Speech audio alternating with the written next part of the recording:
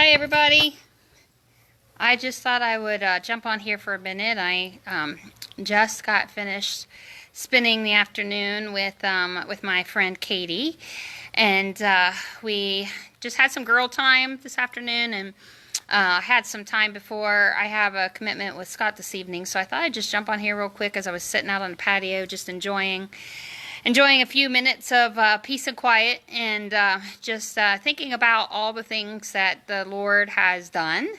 And just thought I'd jump on real quick and just share a couple of things that I'm just kind of coming to my mind over the last 24 hours.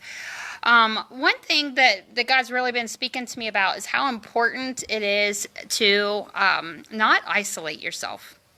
And I had got to a place where I got really busy with work, and Scott and I took a vacation, and we were kind of just away and out of touch with our regular interactions with people, and getting back from vacation and kind of starting to gear up to get back into work again.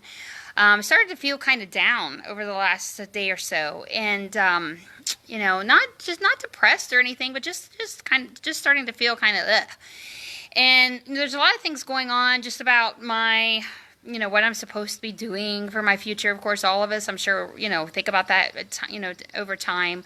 But I'm kind of at a place right now where I'm just, looking at the next 3 and 5 years out, and, what does life look like? What am I going to be doing? And so my mind started kind of getting wrapped around that and thinking about those things. And and then I've been doing a lot of gardening work since we got back from vacation, and doing chores and errands that fell behind while we were away. And so I wasn't really connecting with anybody, but just kind of was spending a lot of the day. Scott's had to work, so he's been at work, and I've been doing a lot of gardening and things around here. And so I spent a lot of time in my head. And during the last few days, I just started to get kind of in a yucky place. And it's really interesting because Scott and I are doing a study together, a Bible study together. We're going through The Battlefield of the Mind by Joyce Myers. And if you've not ever done that, I highly, highly, highly recommend that. It really just helps you to think about what you're thinking about. And so with that study, and then just kind of everything else that's been going on, that's what God has showed me, is that, I'm battling a bit of isolation. And that, Scott being gone during the days, and I'm not really, working, because I took this week off as vacation just to get caught up. And so my days are just kind of spent in my head thinking.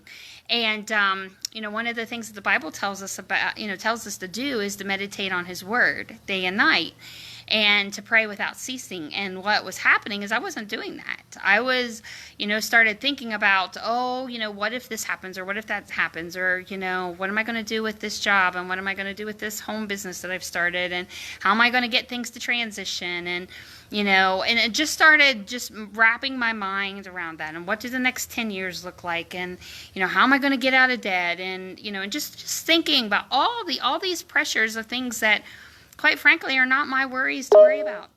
Those are things that God has promised that He would take care of. And so, the Lord had given me a couple of dreams, like He always does. And what He was showing me is I was battling this spirit of isolation, where the enemy was trying to get me in my head, not talking my thoughts out with the Lord, but just in my head. And as I had lunch today with my friend Katie, I just started to share with her some of the concerns that I have, and some things that were going around in my head. And as I shared those, as I spoke those out, I knew what I needed to do. I knew what the Word said. I knew what God had said about my future. And I knew what He had told me about not to worry, and how He's got everything figured out. And I don't have to worry about transition periods. And I don't have to worry about all these things. I just need to follow His lead. And she spoke some words into me, and she said that if the Lord is not giving you specific instructions to do something, then don't do it. And I've been all worked up because, I have this book commitment that he's put on my heart that I know I'm supposed to be writing a book. I also have other ministries that he's put on my heart to do. I also have, the ministry at home with my husband. He and I are going through some Bible studies and some, and some things together. I also have my job, my 2 jobs, my business I'm starting, and then my other job. And all of these things were just like, all of these things I've got going. I have so many irons in the fire, but not focused on any one thing. I'm focused on all of them. And nothing's getting done with vigor and to the fullest extent because I'm stretching myself too thin. And instead of sitting back and asking the Lord, what's my priority? What do you want me to work on first? Where do you want me to put my focus? What do you want me to start and what do you want me to finish? Instead of doing that, I just keep doing everything, and not asking him. And there have been times when I've asked him and I'm not getting a response. And when I don't get a response, I think, well, I better just do everything, right? Well, not getting a response might be, don't do anything. He told me 2 months ago that he was calling me to a season of rest. Well, when you're in a season of rest, then probably you're not supposed to be doing everything. Seasons of rest are hard for people who don't sit still very often. So anyway, I needed to have conversation with a friend to get all those realizations that I already knew in my own head. I already knew all those answers. I already knew that if I would just sit still long enough and ask the Lord, that I would have my answers. And all of the same things that I tell other people when they come in my direction and they ask me for advice about where they should be going, I give the advice, ask the Lord, what is he saying? Let's ask him about it. But then when it comes to me, then, I just keep going, full barrel, and I don't stop long enough to ask the Lord. So, it's important to have accountability partners in your life and to have friends that you surround yourself with, because when you get stuck in your own head, you can get yourself all wrapped around the axle and get yourself caught up in chaos that you don't need to be in. That just a simple conversation with a friend, Katie and I really only had one-on-one conversation together for probably an hour. And in that hour, I walked away with so much revelation, and I literally felt like a weight had been lifted. Like all this false expectation that I was putting on myself, all lifted. And all of these things that I think I need to hurry up and be doing, I need to hurry up, and putting all this pressure on myself, all that pressure's lifted. And now I'm just going to sit back. Not that I'm not going to do anything, because I still got lots to do, but I'm going to wait for the Lord to order my steps according to his word.